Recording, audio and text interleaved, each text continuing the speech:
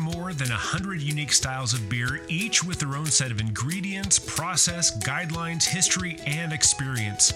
If you're a beer lover, an industry leader, or somewhere in between, a better knowledge of beer style will improve your life and your work. Welcome to A Sense of Beer Style, essential beer style training for those who want to lead in food and beverage.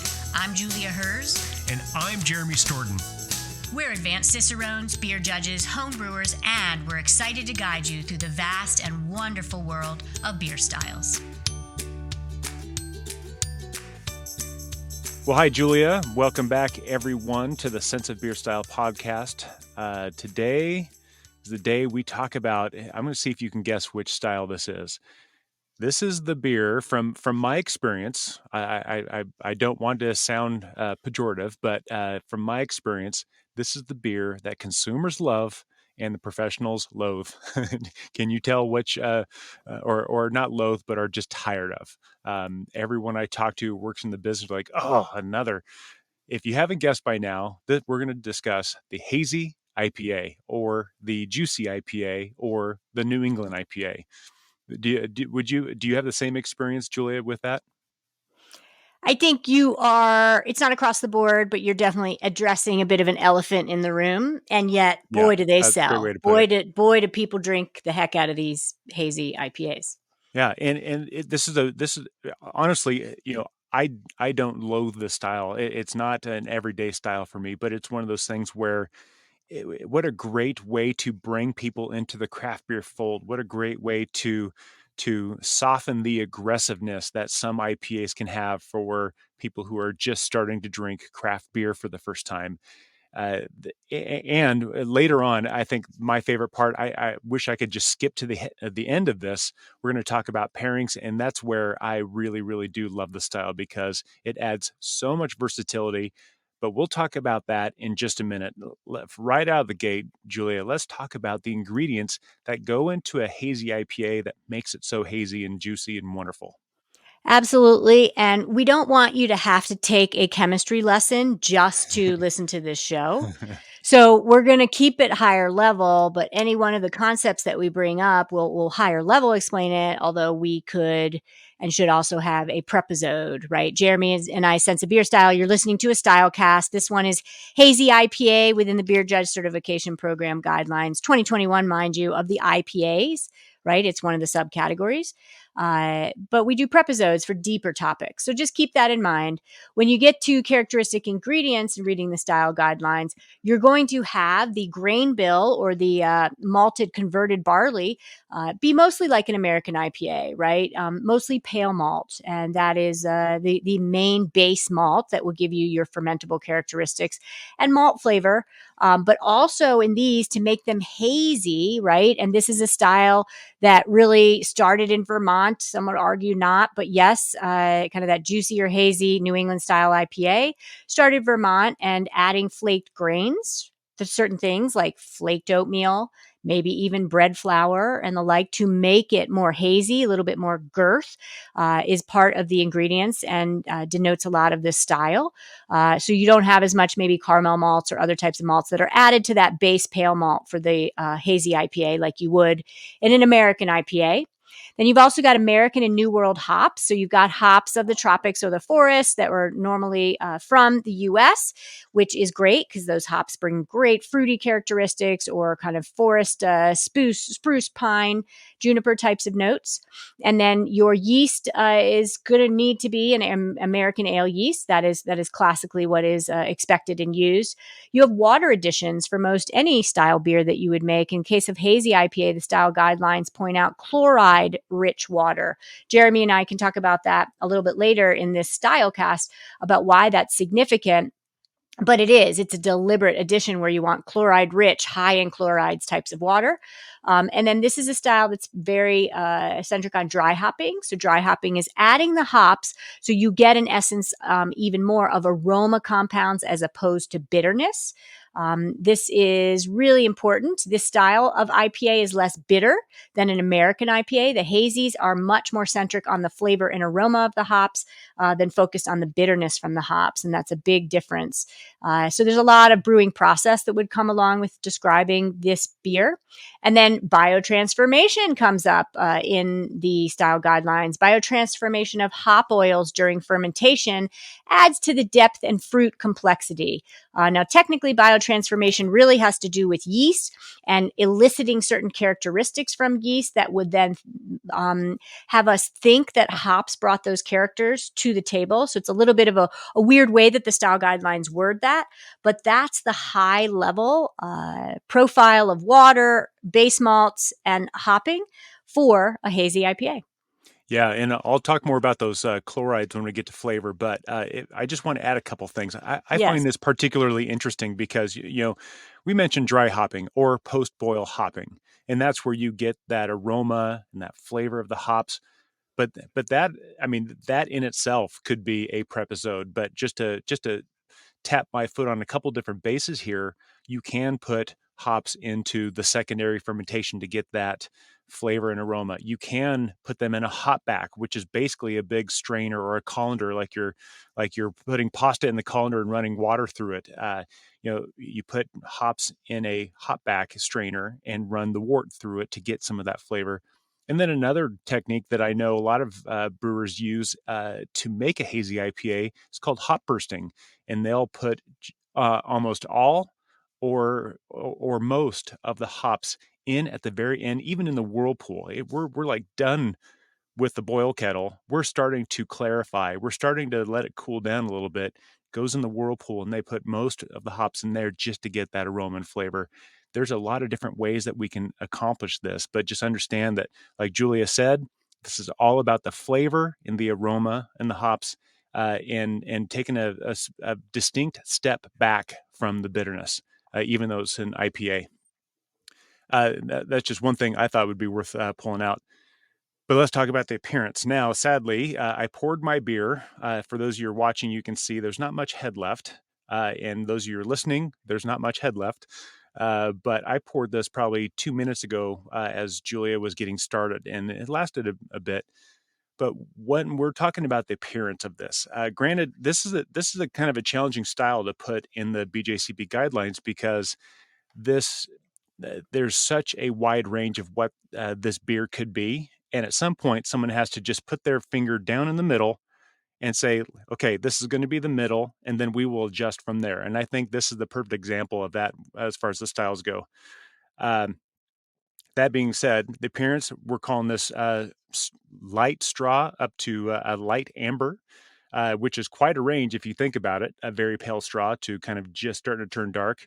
And you can have some beautiful orange hues. This beer in my hand has some very light orange hues. It's like a golden starting to turn orange. And I've seen hazy IPAs that are not very hazy, they're not brilliantly clear, but they're just clear-ish.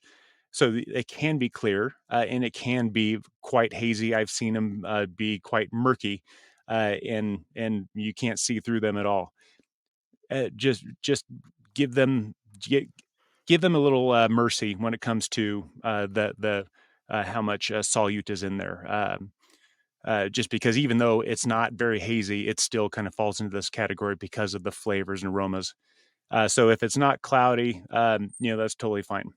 What it should not have is a bunch of particulates. It should not have a bunch of floaties.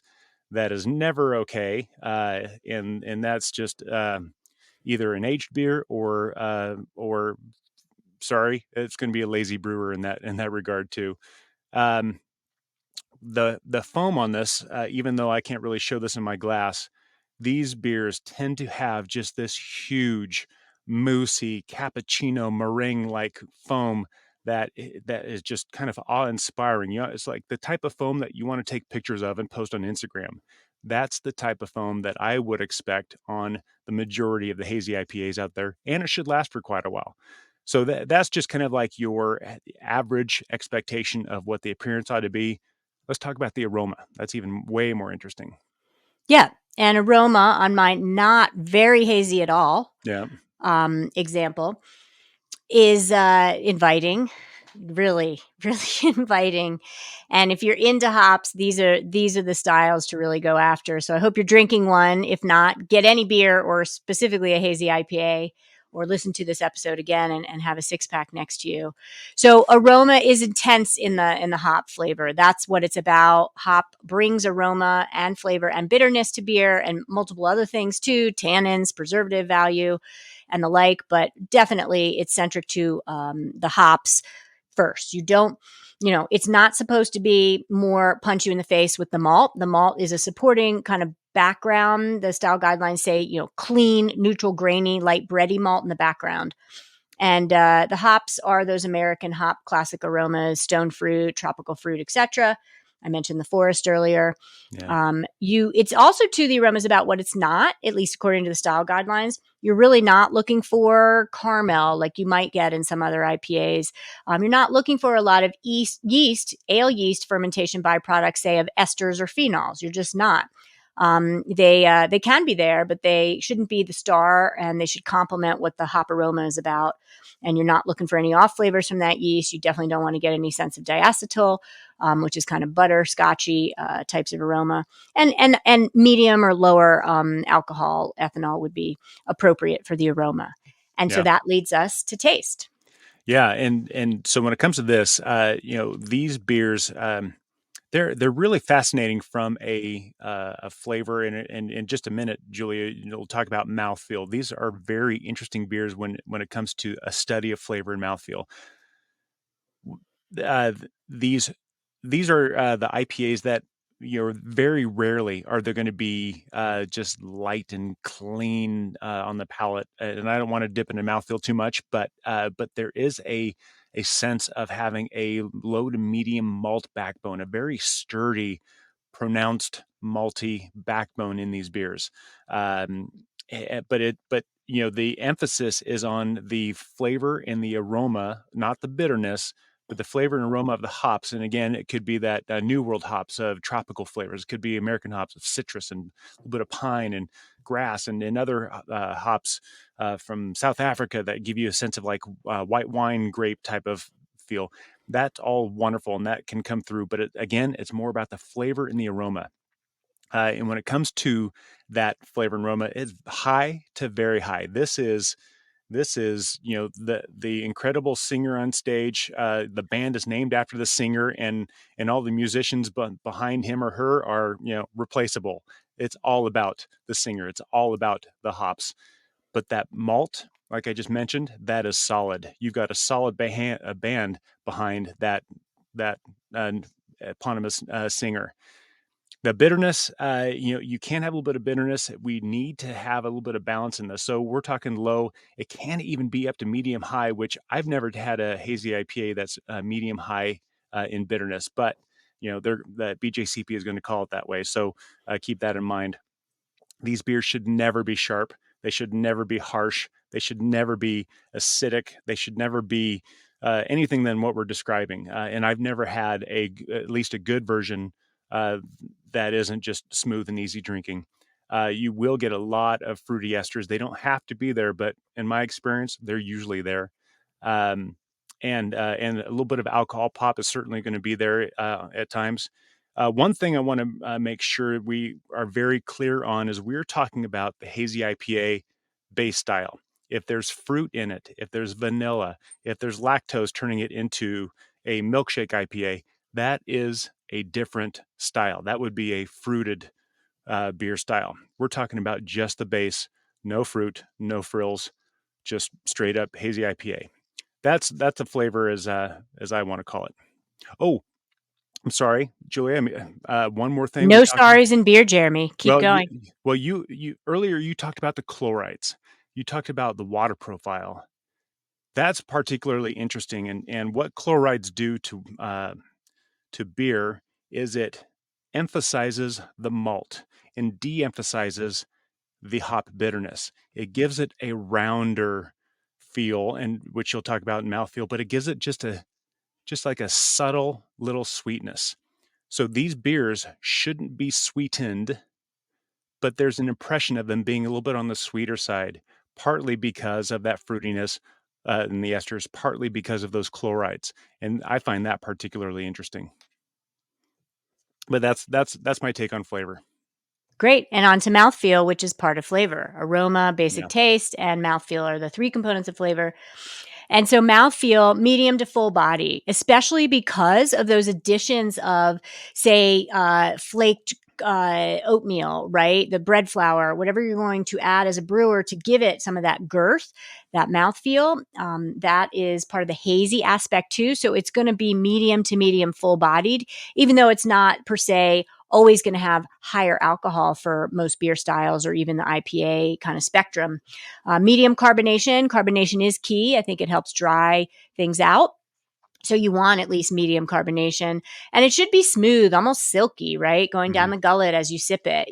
That's the point of these beers because they're hazy. You've got maybe some oils from that oatmeal, the flaked oatmeal and the hops, and it's like sultry and smooth and oily, not harsh, not as sharp and bright tasting as say a American IPA, which has more focus on kind of coarse bitterness and not about the mouthfeel as much.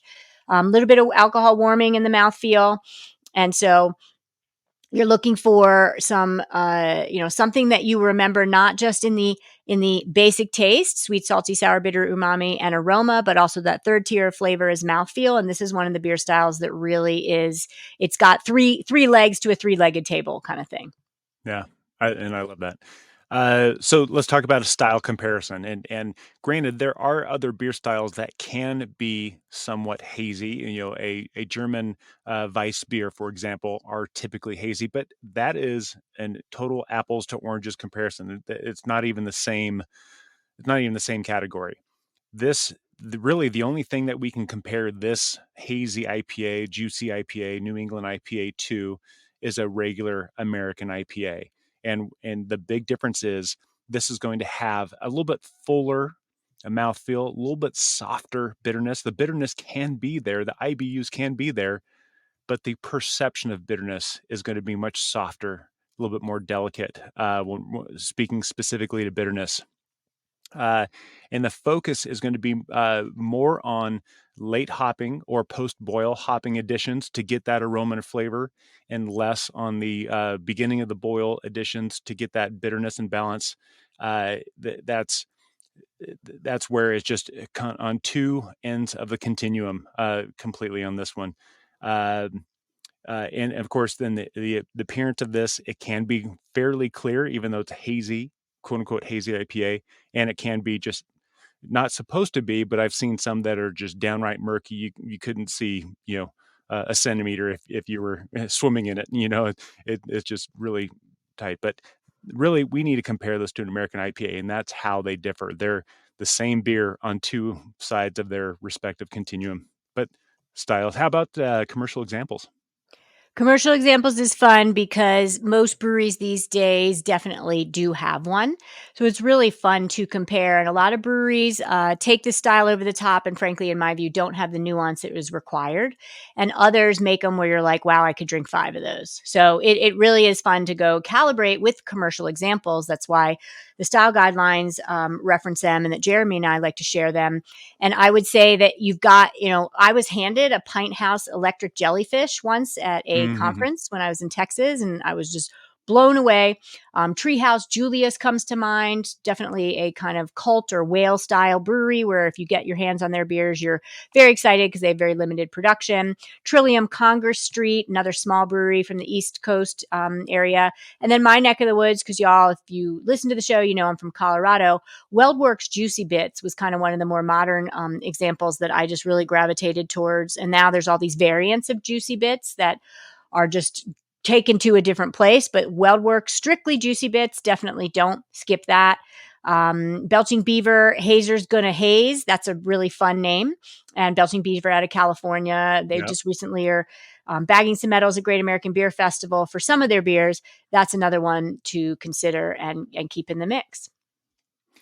When we're talking about this style in terms of numbers, this is kind of interesting. I've had the gamut. These are easy to find Every brewery has 1 or 5, and after an American lager or an international lager, these are probably the easier beer style to find. Uh, and so, like I mentioned before, that at some point, someone has to just make an executive decision and call the numbers. When we're talking about ABV, the BJCP 2021 guidelines show a 6 to 9% ABV. Granted, I don't think I've had one that's been 9%. I've had some that have been 4%, and I've had some that have been an NA version of a hazy IPA. So they do run the gamut. But as far as if you have to study and know these numbers, just know that at least they kind of wrap it up in a nice little bow, and it's 6 to 9%. IBUs, it can be as low as 25. It can be as high as 60. Again, we're not looking for the perception of bitterness, but you can have the IBUs stack up in that manner. And perception of bitterness is a completely different conversation than just straight up numbers. When we talk about color, we mentioned quite a spectrum from pale all the way up to light amber, maybe a little orange. That really puts us in 3 to 7 territory with the SRM, or if you're an EBC folk, 6 to 14, give or take. When we're talking about original gravities, that kind of relates to the ABV. So we're talking 1060, 1085 if you're an original gravity person. If you're original Plato, we're talking about 15 to a little over 21. Final gravities. Again, we've talked about this probably every Stylecast, but this is the interesting part. It shows how much body is left over. But final gravity, we're looking at 1010 to 1015. There's body to these beers. They're light, they're refreshing, but they've got a little oomph to them. And again, if you're a Plato person, the final Platos can be 2.5 to 4. And if you're looking at alcohol in terms of Plato instead of ABV, then we're looking at 12.5 to 17. So those are the numbers. If you have to know them and study them, then look at the patterns is my advice. But this one is, when you compare all the IPAs together, they kind of stack up in a neat little stack that you can then kind of discern little differences between them. So it's a little bit easier than it sounds. But those are the stats. Let's talk about glasses and temp. And glasses for any IPA, in our view, and Jeremy and I don't lean immediately towards the pint glass. We go broader and further and encourage you to go deeper too. I do kind of the standard Willie Becker as one of my day-to-day glasses. Any IPA would go great in that. I have in my repertoire the Spiegelau IPA glass, which is really fun to use. You can use any glass, not take it too seriously, but if you're going to want to emphasize the actual characteristics of it, you want a bigger open mouth so it allows things to volatilize out. That way you get the benefit of all the aromatics that the brewer intended. And serving temperature wise, I'm a fan of American IPAs not being too warm or too cold. I'm fine to have them served to me 38 degrees Fahrenheit, like I just pulled it out of my fridge and let it slightly warm up. But low 40s, you don't want it cellar temperature, which would certainly be 45 to 50 degrees or 7 to 10 Celsius.